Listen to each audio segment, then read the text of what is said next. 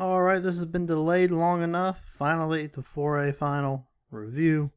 Let's roll right into it. Alright, a few plays here. Remember, the mechanic for crew of 7 on passes behind the line of scrimmage. Line judge, you will punch it forward or backwards. Headline judge, you can mirror if, rare circumstances. If something that like it's way on your side or something like that, you can mirror. But typically, only the line judge will punch it forward or backwards, and that's just more something for consistency. You don't want two conflicted signals. You don't want going forward, one going backwards. Same thing here. That's a little too soon to be a mirror. So I know sometimes it comes a habit, but we really want to make sure just the line judge is signaling. And here, I don't think you're going to see it. I think it's going to be too far. Yeah, you're not going to be able to see you don't see the line judge at the bottom of the screen. I think he's just out of the recording portion. But here he's going to get it forward there. He's going to punch forward on this play. You might, kind of sort of see his little fists and head, bottom of the screen there. But anyway, passes beyond the line of scrimmage, beyond the neutral zone, spanning the neutral zone, we do not have to punch forward or backwards. So that point is obvious. So if it is, then we're going to be just a little, like I said, we're not going to punch that forward. For that one, everyone can see it. It's obvious. So, yeah. Alright, that one's nothing. This is early in the game, and I think they talked to him. I didn't see this. I did not see it happening even beyond this. But this left tackle, a little dicey whether or not he's on the line of scrimmage. Let's make him legal. Like I said, I think this was corrected. This is the 8th play of the game, maybe less. So he may have been talked to early in the game. You see a formation like this, talk to either the head coach, OC, whoever you need to get this corrected. Hopefully the thing gets corrected. We don't have to worry about it anymore. It's one of those things we want to fix it if we can.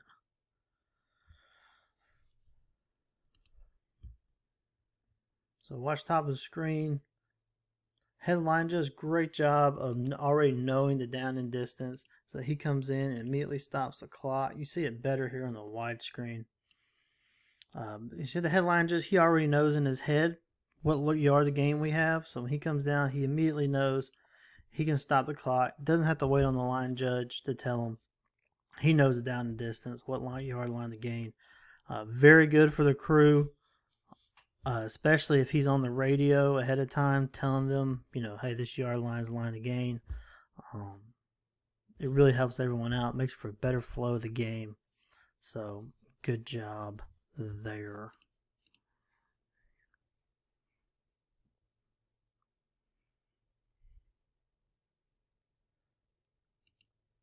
We have a legal formation. Let me think. Yeah, a legal formation. And this is a right call for legal formation. So you got, he's off the line. These 3 are clearly off the line. If all these are going to be on the line and these 3 are off, of course you got your 2. So we have 5 in the backfield. Another thing just to mention on this, make sure whoever, headline judge, line judge, whoever calling official is, the wings, make sure you communicate with each other on the radio. Just so they know. So we all know we're in coherence. That way, if you both have 2 flags, then we know what it's for. Just a couple of things on this too. Side judge, don't be so quick to walk up here. Let this ball can finish rolling, because these, footballs are a weird shape. They're not a shape conducive to rolling and bouncing. So it may hit something at a weird angle, and then it just shoots back toward the goal line, and then we're kind of out of position. So don't be in such a hurry to walk up. Stand back, especially if a ball is really unthreatened. Okay, there's no white jersey anywhere near this ball. So just stand back, let the players come to you. We're not going to be in a hurry to spot this ball. So just that's one thing too. And the third thing about this clip is, remember the rule change a few years ago is that there is an option now to tack this on. So that legal formation can be tacked on 5 yards to the end of this kick. So make sure we communicate that to the coaches. They know, we don't have to re-kick it. They don't have to decline it. They can tack this on.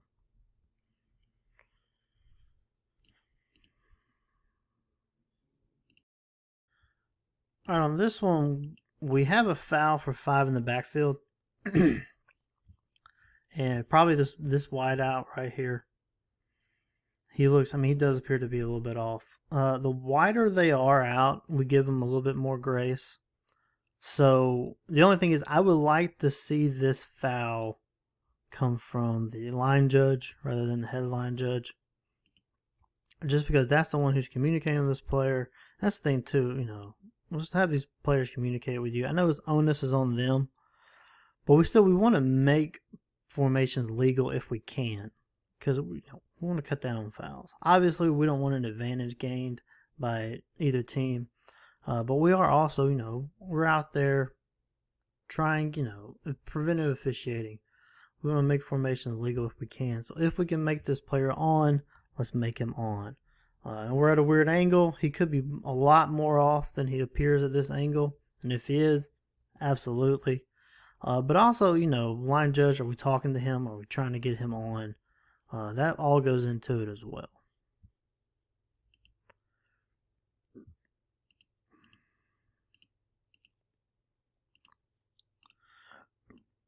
All right. This is a good play again for the new intentional grounding rule.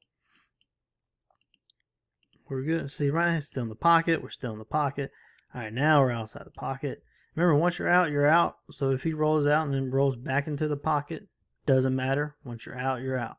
So he's out. Now we just need the ball to get past to get the ball past the line of scrimmage or into the vicinity of a player. Now it is in the air, pass, expand the neutral zone. It's up to you whether or not, use your judgment, if you want to call this guy in the vicinity. Typically, we give him 10 yards. Depending on where this ball really went out of bounds, whether or not it would be 10 yards. But either way, checks off all of the requirements for intentional grounding. Now,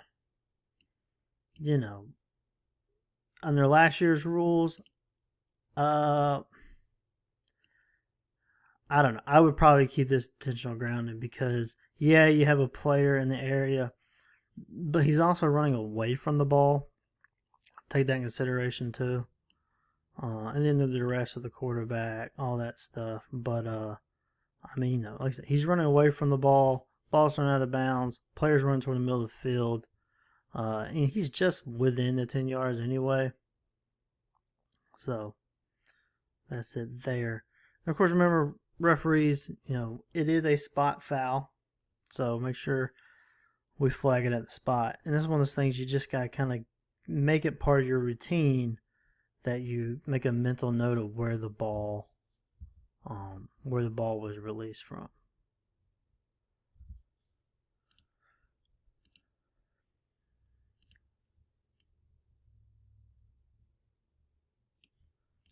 Let's fast forward to some action here.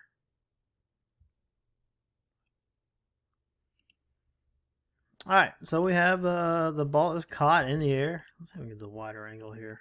There we go. All right, no fair catch. Ball is fielded. All right, so once it's fielded, it looks like we're on the side judge's side of the field. So the back judge, he relinquishes the returner and becomes the side judge's. And we want to still just stay a little bit further back. We're good so far. The start of the play, we're good is how far back we are. But as the play develops, we keep running and we get closer and closer. Let's just keep further back if we can. We don't want to get too close. What you do is you narrow your angle and you lose, some depth or some width, what you can see. So stay further back. Really keep that angle wide. We don't have to run with the player. we can grab a spot from about 10 yards back. So just make sure you keep that depth back. Other than that, it's a very good job. Like I said, other than that, no issues on that one.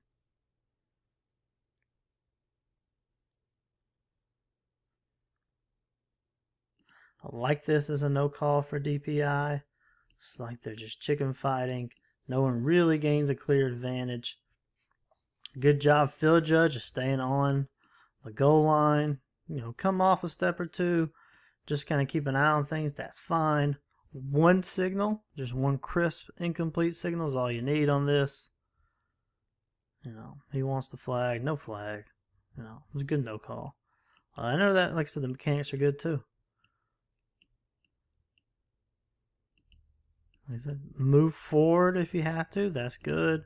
Keep an eye on it. I like it. Very good job, field judge. Like I said, just one crisp, incomplete signal. That's all we need.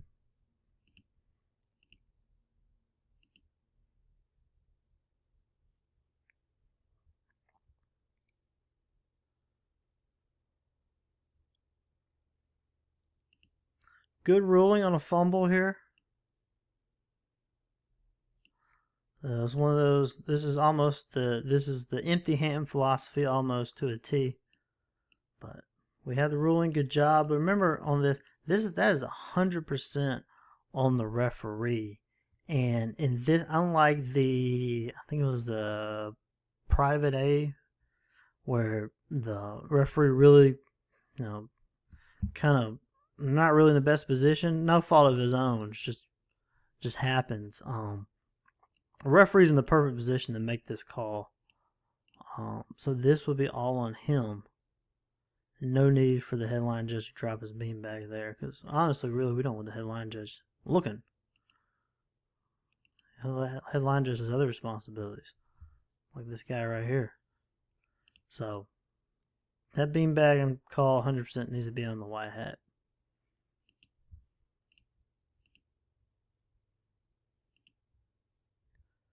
We got a bit of an unusual play here.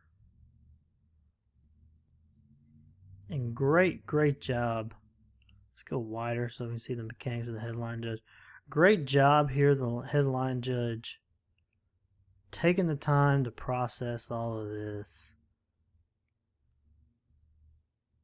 Good job here overall by the crew. And the white hat, once he sees that the quarterback is no longer in danger, he moves over as well to help out.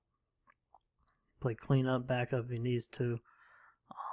Overall, good job here of the crew taking the time. So you got a weird play, and a lot of times, weird plays like this, taking your time, patience always works best. Process what's going on.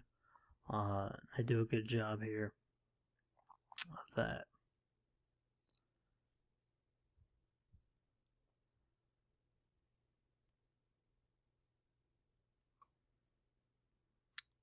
Great. This is correctly called a touchback. Let's go wider so we kind of see the side judge here. All right, good job, side judge. Trying to say focus. I would say, side judge, do not give up this goal line. Don't get happy feet. We have to stay on the goal line of this, because this is, the definition of the goal line being threatened. So we have to be on that goal line. We have to see what's going on.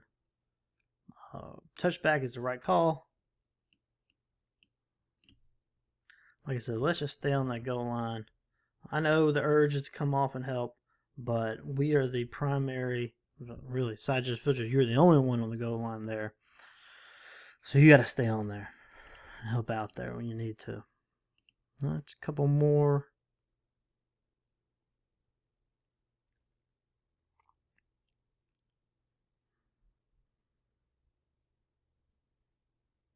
Forward progress is stopped right there. Good job. Well, hold on. Let me look at this again.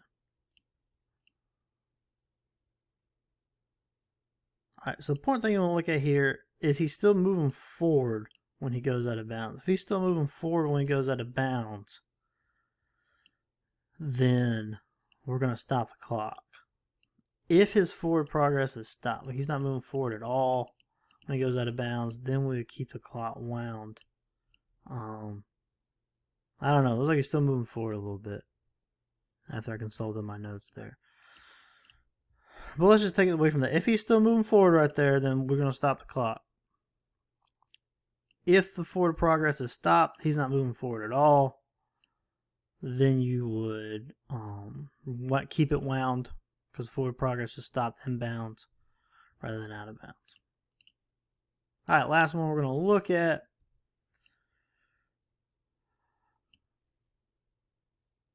Classic example of all 11 players not being set. All right, quarterback counts. Quarterback counts as not being set. He's under. That's not a second.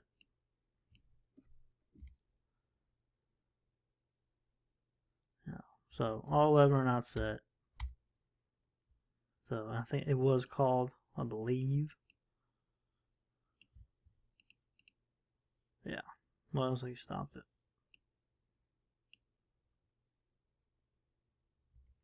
I don't see a false start. I just see all 11 being set, not being set. So this will be a live ball, illegal shift, not a false start. Because they are not set. Alright, that's it for this review. We'll see you back either next week or week 4. We'll roll out that week 5. Hopefully quicker than we rolled this one out.